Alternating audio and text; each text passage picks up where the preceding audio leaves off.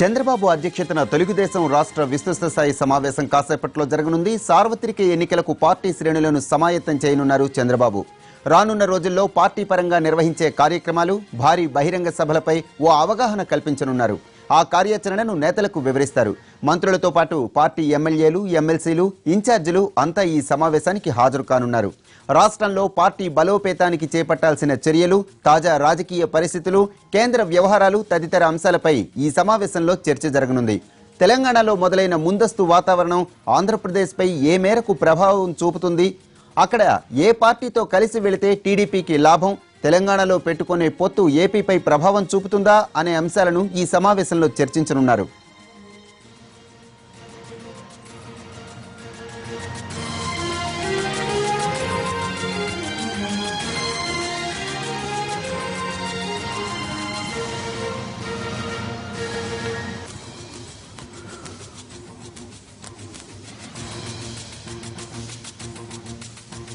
చంద్రబాబు అధ్యక్షతన తెలుగుదేశం రాష్ట్ర విస్తృత స్థాయి సమావేశం కాసేపట్లో జరగనుంది. సార్వత్రిక ఎన్నికలకు పార్టీ శ్రేణులను సమాయత్తం చేయనున్నారు చంద్రబాబు. రానున్న రోజుల్లో పార్టీ పరంగా నిర్వహించే కార్యక్రమాలు, భారీ బహిరంగ సభలపై ఓ అవగాహన కల్పించనున్నారు. ఆ కార్యాచరణను నేతలకు వివరిస్తారు. మంత్రులతో పాటు పార్టీ ఎమ్మెల్యేలు, ఎమ్మెల్సీలు, ఇన్ఛార్జీలు అంతా ఈ సమావేశానికి హాజరు కానున్నారు. రాష్ట్రంలో పార్టీ బలోపేతానికి చేపట్టాల్సిన చర్యలు, తాజా రాజకీయ పరిస్థితులు, కేంద్ర వ్యవహారాలు తదితర అంశాలపై ఈ సమావేశంలో చర్చ జరగనుంది. తెలంగాణలో మొదలైన ముందస్తు వాతావరణం ఆంధ్రప్రదేశ్పై ఏ మేరకు ప్రభావం చూపుతుంది, అక్కడ ఏ పార్టీతో కలిసి వెళితే టీడీపీకి లాభం, తెలంగాణలో పెట్టుకునే పొత్తు ఏపీపై ప్రభావం చూపుతుందా అనే అంశాలను ఈ సమావేశంలో చర్చించనున్నారు.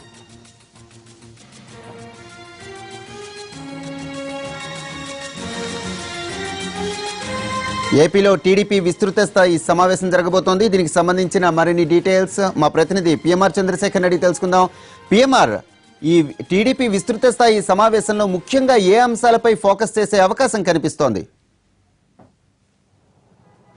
ప్రసాద్, కొంతకాలం గ్యాప్ తర్వాత కీలకమైన సమయంలో, అది కూడా ఒకవైపు అసెంబ్లీ సమావేశాలు ప్రారంభమవుతున్నాయి, మరొకవైపు పొరుగున తెలంగాణ రాష్ట్రంలో ముందస్తు ఎన్నికలకు అక్కడ రాజకీయం మొత్తం సిద్ధమవుతున్న తరుణంలో ఈ అంశాలన్నిటికీ సంబంధించిన పాటుగా వచ్చే ఎన్నికల్లోకి ఏ విధంగా టీడీపీ క్యాడర్ని, ప్రధానంగా ఏపీకి సంబంధించిన క్యాడర్ని ఏ విధంగా సిద్ధం చేయాలనే అంశానికి సంబంధించి కూడా ఈ సమావేశంలో చర్చించే అవకాశం ఉన్నట్టుగా తెలుస్తుంది. ఓవరాల్గా ఈ విస్తృత స్థాయి సమావేశంలో అసెంబ్లీ ఎన్నికల్లో ఎటువంటి వ్యూహాలు అనుసరించాలి, అలాగే వచ్చే కాలంలో ఏ అంశాలను ప్రస్తావనకు తీసుకురావాలి, ఏ ఇష్యూస్ని ప్రజల్లోకి తీసుకువెళ్ళాలి అనే అంశాలకు సంబంధించి ప్రధానంగా చర్చించే అవకాశం ఉంది.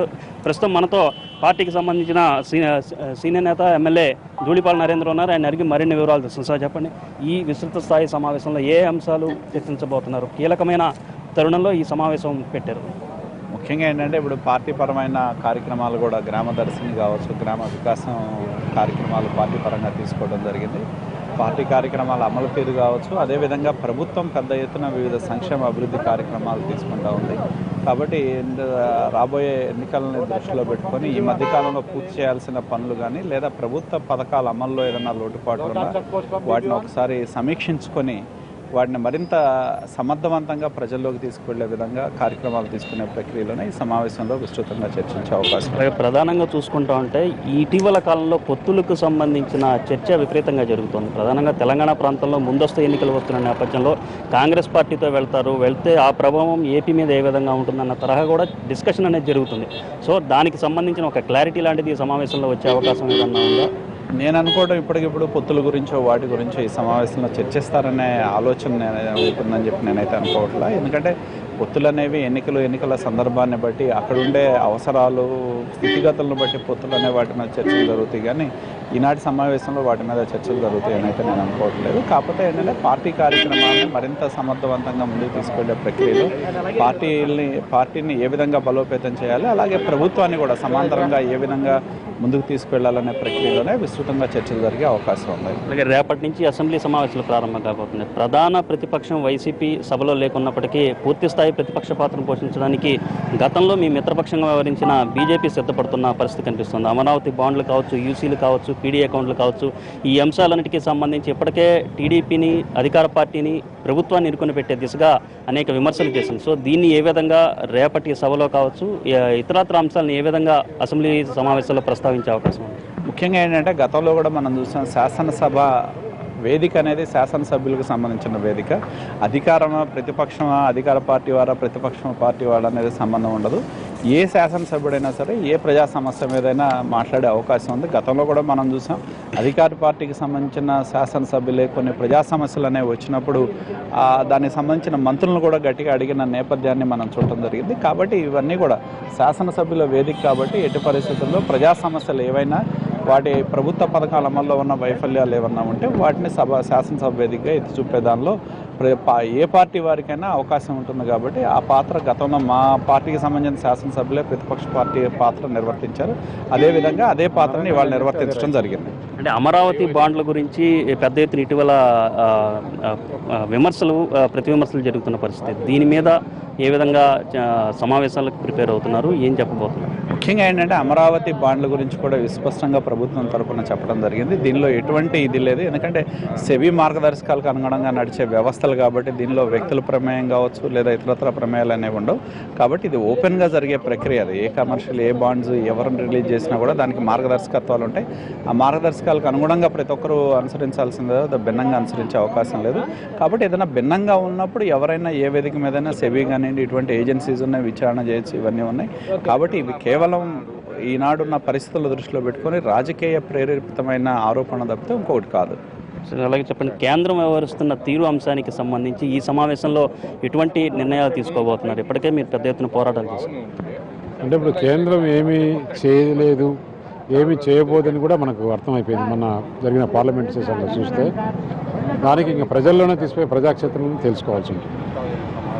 అలాగే తెలంగాణలో పొత్తుల అంశానికి సంబంధించి కూడా చర్చకి విపరీతంగా ప్రచారం జరుగుతోంది. ఏదైతే కాంగ్రెస్ పార్టీతో పొత్తు పెట్టుకుంటుందో దాని మీద ఎటువంటి నిర్ణయం తీసుకునే అవకాశం ఉంది? దాని ప్రభావం ఏపీ మీద ఏమన్నా పడుతుంది? అంటే పొత్తులు విషయంలో మొన్న 3 రోజుల కిందట కూడా ముఖ్యమంత్రి గారు అప్రోప్రియట్ టైంలో అప్రోప్రియట్ నిర్ణయం తీసుకుంటామన్నారు. అక్కడ పార్టీ వాళ్ళతో మాట్లాడి అందరితో మాట్లాడి ముఖ్యమంత్రి గారు ఇంకా ఒక నిర్ణయానికి రావాల్సి ఉంది. ఇంకా ఎలక్షన్లు వస్తాయా రాదని కూడా మనకు అర్థం కాలేదు. రాబోయే పరిణామాలను బట్టి పార్టీ ఆ విధంగా నిర్ణయం తీసుకుంటారు.